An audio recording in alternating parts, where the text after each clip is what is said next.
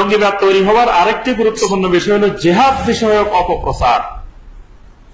কোরআন এবং সুন্নাহ সবচেয়ে গুরুত্বপূর্ণ একটি ইবাদতের নাম হলো জিহাদ ফি সাবিলিল্লাহ। কেউ যদি জিহাদ ফি সাবিলিল্লাহ অস্বীকার করে তার ঈমান থাকবে? সে কাফের, স্পষ্ট কাফের। কারণ কোরআনের অসংখ্য আয়াত শুধু জিহাদ ফি সাবিলিল্লাহর উপর।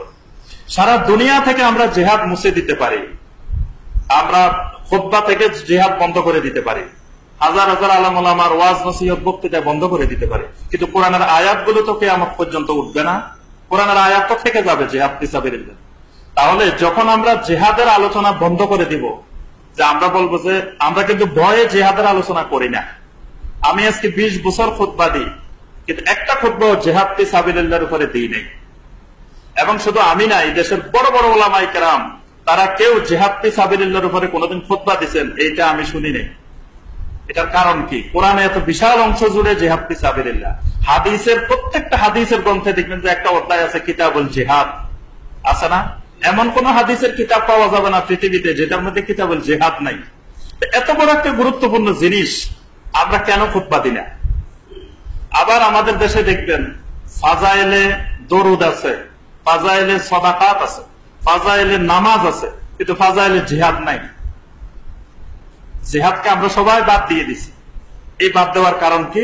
ভয়ে আমরা বাদ দিছি, ভয়ে। এটা কিন্তু ইচ্ছা করে বাদ দেওয়া হয় নাই, সবাই আমরা ভয়ে বাদ দিয়ে দিছি যে জিহাদের আলোচনা করতে গেলে আবার কোন বিপদে না পড়তে হয়, যে বলা হবে যে অমুক মসজিদের খতিব জিহাদি আলোচনা করছে, জিহাদ আলোচনা করছে। কি আলোচনা করছি তো ওটা পরে, আগে হবে যে জিহাদের আলোচনা করছে, বাস অবস্থা খারাপ। এই ভয়ে আমরা জিহাদ ফি সাবিলিল্লাহর আলোচনা বন্ধ করে দিয়েছি। অথচ ইসলামের গুরুত্বপূর্ণ একটা জিনিস জিহাদ ফি সাবিলিল্লাহ। যখন আমরা ভালো ওলামায়ে কেরাম, বড় বড় ওলামায়ে কেরাম এই বিষয়ে চুপ, কোনো কথা বলি না, এই বিষয়টা লুকাই ফেলছি, তখন যারা সুযোগ সন্ধানী, যারা জঙ্গি, যারা সন্ত্রাসী, এই সুযোগটাকে তারা কাজে লাগায়। তখন তারা এসে বলে যে দেখো কোরআনে অসংখ্যবার জিহাদের কথা আসছে, হাদিসে জিহাদের কথা আসছে। এখন ওই ছেলেটার সামনে, ওই যুবকটার সামনে জিহাদ কি জিনিস এটা তো পরিষ্কার নাই। কারণ আমরা ভালো আলেমেরা তো জিহাদের কথাই বলি না, না বলার কারণে আপনাদের সামনেও কিন্তু জিহাদ পরিষ্কার নাই। আপনারা এখানে যত মুসল্লি আছেন সবাইকে যদি আমি পরীক্ষা নিই জিহাদ ফি সাবিলিল্লাহ কি জিনিস, একজনও পাস করবেন না, সবাই ফেল করবেন। জিহাদ ফি সাবিলিল্লাহ সম্পর্কে জানেন না, কারণ আমরা আলোচনা করি না, না করলে জানবেন কোথা থেকে? এই না জানাটা, এই যে মূর্খতা, জাহালত। জিহাদ ফি সাবিলিল্লাহ ইসলামের একটা পবিত্র ইবাদত, কিন্তু এটার অনেক শর্ত শারায়েত বিধি বিধান আছে। জিহাদটা কে করবে, কারা করবে, কাদের বিরুদ্ধে করবে, কে ঘোষণা দিবে, কখন ঘোষণা দিবে, এটার এই বিধি বিধান গুলো কিন্তু আপনারা কেউ জানেন না। জিহাদ সবাই ঘোষণা দিতে পারে না। একজন আসে ঘোষণা দিয়ে দিল যে আসেন সবাই জিহাদে নামি পড়ি, তাহলে কি আপনারা নামবেন? আর নামলে যদি মারা যান শহীদ হবেন? শহীদ হবেন না, সব জাহান্নামে যাবে। কারণ জিহাদ সবাই ঘোষণা দিতে পারে না, কোন আলেম জিহাদের ঘোষণা দিতে পারে না। জিহাদের ঘোষণা দিবে রাষ্ট্রপ্রধান, রাষ্ট্রপতি অথবা প্রধানমন্ত্রী ঘোষণা দিতে হবে জিহাদের। অন্য কোন ব্যক্তি জিহাদের ঘোষণা দিলে আপনি আমি জিহাদে নামা যাবে না, নামি মারা গেলে সেখানে শহীদ হবেন না, জাহান্নামে যাবেন। তাহলে জিহাদ ঘোষণা দিবে কে, এই জিনিসটাও তো ওই যুবকটা জানে না। ওই যুবকটা মনে করে হুজুরেরা মনে হয় জিহাদের ঘোষণা দিতে পারে, হুজুরেরা ওলামায়ে কেরাম জিহাদের ঘোষণা দিতে পারে না। জিহাদটা ঘোষণা দিবে রাষ্ট্রপ্রধান। জিহাদটা হবে রাষ্ট্রের উপরে, মুসলিম রাষ্ট্রের উপরে যখন আক্রমণ হবে তখন রাষ্ট্র রক্ষা করার জন্য জিহাদ, দিন কায়েমের জন্য জিহাদ না। দিন কায়েমের জন্য দাওয়াত, দিন কায়েমের জন্য জিহাদ হয় না। এই যে জিহাদ ফি সাবিলিল্লাহ, এমনকি নবী সাল্লাল্লাহু আলাইহি ওয়াসাল্লাম যখন দেখেন মাক্কি জীবনে কোনোদিন জিহাদের ঘোষণা দেন নাই, দীর্ঘ 13 বছর কোন জিহাদের ঘোষণা নবী সাল্লাল্লাহু আলাইহি ওয়াসাল্লাম দিচ্ছেন? মাদানী জীবনে গিয়ে দিচ্ছেন। কারণ মদিনাতে একটা ইসলামিক রাষ্ট্র কায়েম হয়েছে, কোরআন সুন্নাহ রাষ্ট্র কায়েম হয়েছে। তখন এই রাষ্ট্রের উপরে যখন অন্যরা আক্রমণ করেছে তখন নবী সাল্লাল্লাহু আলাইহি ওয়াসাল্লাম জিহাদের ঘোষণা দিয়েছে মাদানী জীবন। এবং সেই জিহাদের ঘোষণার মধ্যে আরো কত সত্য। যখন জিহাদে রওনা দিচ্ছেন নবী সাল্লাল্লাহু আলাইহি ওয়াসাল্লাম একটা খুতবাতুল হাজাত দিতেন, খুতবা দিতেন। সেই খুতবার মধ্যে বলে দিতেন, খবরদার যেখানে তোমরা যুদ্ধ করতে যাচ্ছ ওই এলাকার কোন নারী, বৃদ্ধ, অসহায়, দুর্বল কারো উপর আক্রমণ করা যাবে না, সাধারণ মানুষের উপর আক্রমণ করা যাবে না। ওই এলাকার কোন গাছপালা কাটা যাবে না, ওই এলাকায় বাড়ি ঘরে আগুন দেওয়া যাবে না, ওই এলাকার কোন পশু পাখি হত্যা করা যাবে না।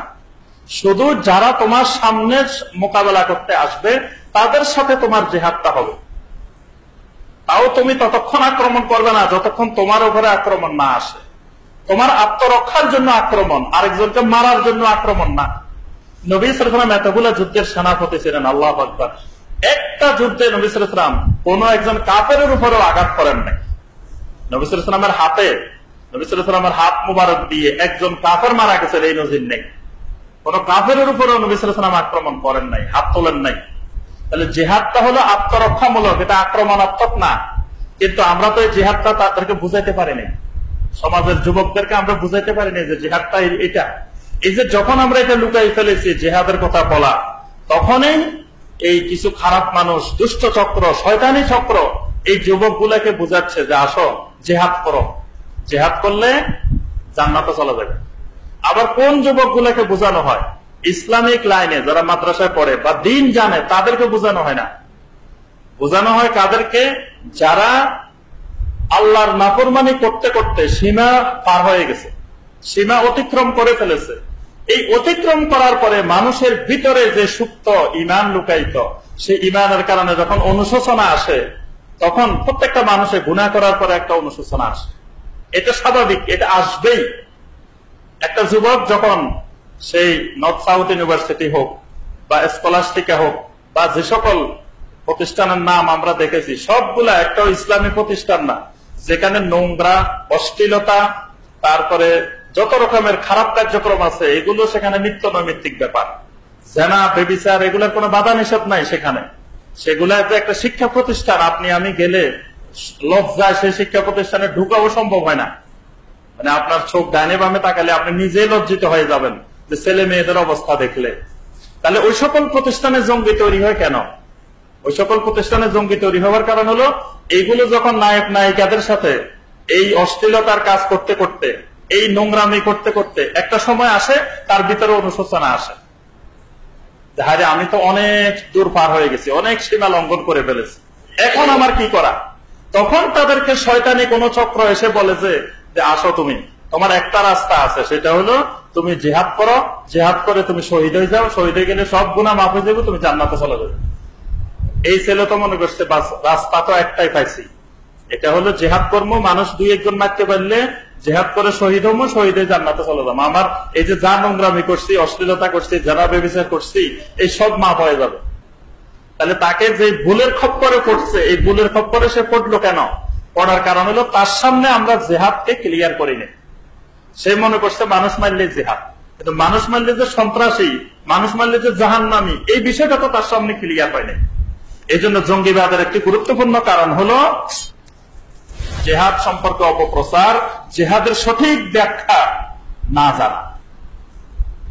এই জন্য জঙ্গিবাদ বন্ধ করতে হলে জিহাদ ফি সাবিলিল্লাহর সঠিক রূপ, কোরআন সুন্নাহর জিহাদ ফি সাবিলিল্লাহ বলতে আসলে কি বোঝায়, জিহাদটা কি, এইটা সমাজের যুবকদের কাছে, মানুষের কাছে সঠিকভাবে তুলে ধরতে হবে। এবং আমরা সরকারকে অনুরোধ করব, ইসলামিক ফাউন্ডেশনকে অনুরোধ করব যে জিহাদ ফি সাবিলিল্লাহর উপরে আপনারা এরকম খুতবার অর্ডার দেন, সারা দেশে প্রত্যেক মসজিদে মসজিদে